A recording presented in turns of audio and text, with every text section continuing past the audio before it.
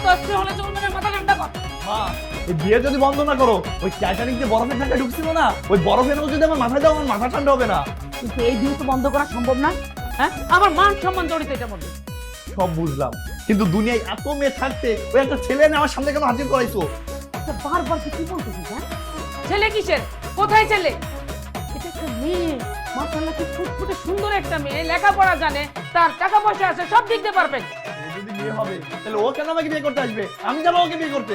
ও বাবা, এইটা তিন্নির একটা শখ। তাছাড়া তুই ঘর জামাই থাকবি না, তুই তো এই বাড়িতে থাকবি। ওই ইবলিসের শখ আমি কেন পূরণ করবো? ওর শখ যদি পূরণ করতে হয়, তুমি আরেকটা ছেলে দেখে ওকে বিয়ে দিয়ে দাও। মানে কি? মানে বোঝো নাই, আমি ওর বলির পাঠা হতে চাই না। ও আমার জীবনটাকে দোজক করে দেবে, দোজক। কিন্তু এই বিয়ে তো বন্ধ করা সম্ভব না, এটা আমার ফাইনাল ডিসিশন। আমি এই বিয়ে করতে পারবো না, পারবো না, পারবো না। পারবি না মানে? মানে কি? কিভাবে বিয়েতে রাজি করা যায় সেটা আমার জানা আছে। চুপ করে ঘরের মধ্যে বসে থাক। বাপরে বাপ, এটা কি আমার নিজের মা নাকি সৎ মা? মন জন্য আমার উপরে এত অত্যাচার করে।